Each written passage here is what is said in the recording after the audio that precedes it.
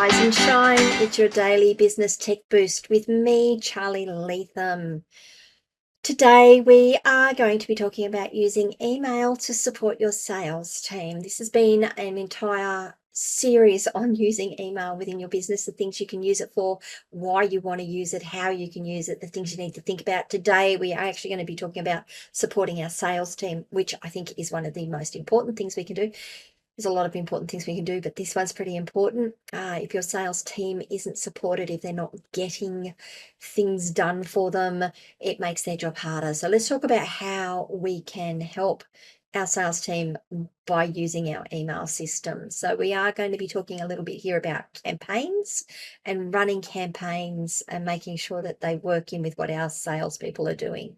So the first thing is lead nurturing. We can use our email campaigns to nurture leads, to provide valuable content and product information, which hopefully will help our prospects move closer to a purchasing decision. So some people might call it a keep warm campaign. The idea is that when someone signs up to your email newsletter or your email list, you start sending out, or they express, sorry, let me just even rephrase it. So they might do that, but they may also contact a salesperson. They may be talking to them about a product and they say, listen, I've got some information I want to send you. It's going to come out in over a couple of emails.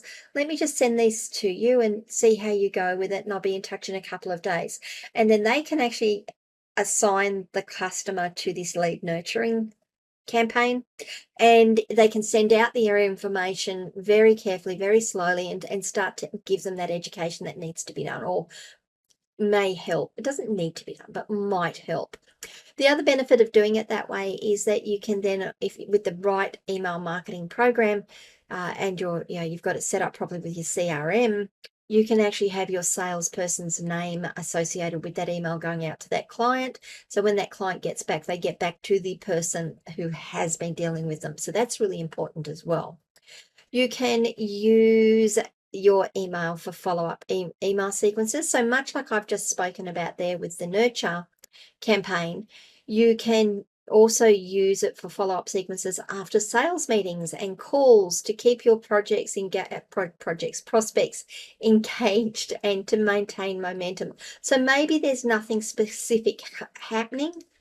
Maybe they haven't spoken about a particular product or they haven't expressed interest in a particular thing, but you can set up a nice little follow-up sequence that says, hey, thanks so much for coming to the meeting. We'll be in touch in a couple of days with the notes from that meeting, what actions we have. Here's some information that you might be interested in. And then maybe in a week or 2 weeks, you send them out something else. Just keep your business, keep your salesperson top of mind. Product updates are really important. So once your customers have purchased from you, once they have, maybe they've got 2 or 3 things from you, maybe they've purchased 1 thing from you, when you're sending out new products and features, when you're sending out, or when you're bringing in a new product or a new service that might complement something they've already purchased, you can use your emails to say, hey, listen, we've got this new stuff coming out. Why don't you get in touch with your salesperson XYZ on phone number or email and have a chat to them and see how that might help you.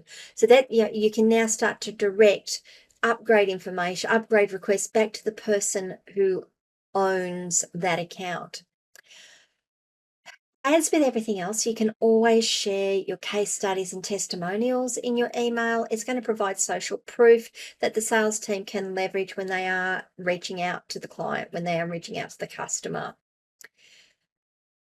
The other thing you can use your email for is to provide sales resources. So ebooks, white papers, comparison guidelines that you can then email out to your prospects and they can read it there on their phone. They can read it there from their email. Maybe it's a link to an ebook that they download.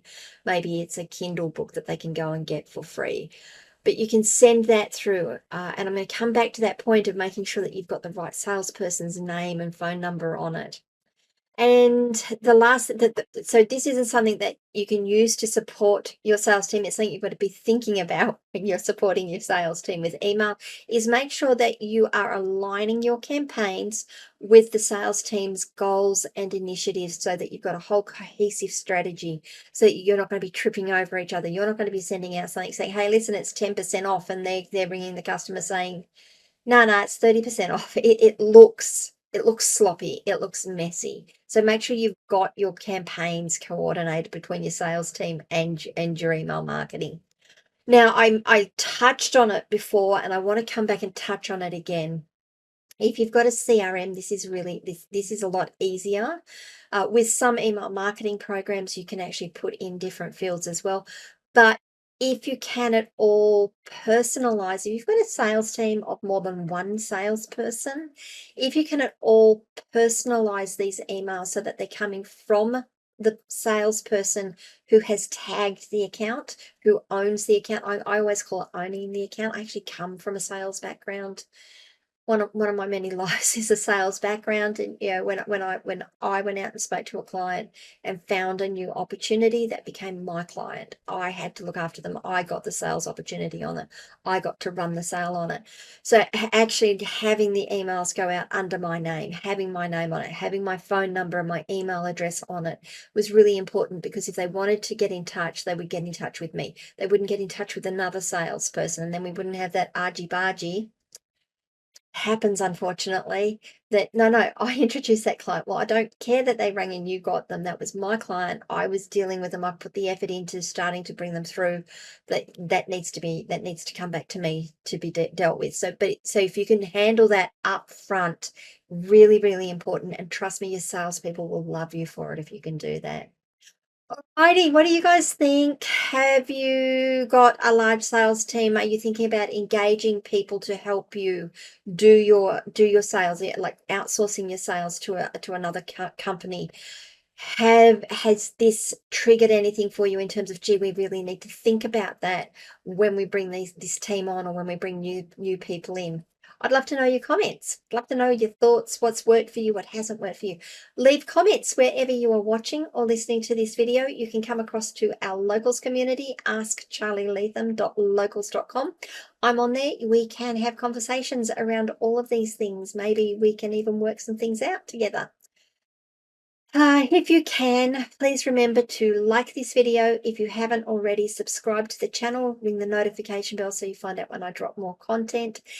You can reach out to us via our social media channels. Send us a DM. I am there. I will reply to you. We can have a conversation via DM if that makes a difference to you. Guys, we will see you, or I will see you, not the royal we. And honestly, there's not more than one of me. You don't want more than one of me. I will see you all tomorrow, and we're going to be talking about how all this comes together to build stronger customer relationships. All right, topic number 331 tomorrow. Apart from that, have a fantastic day. Bye, guys.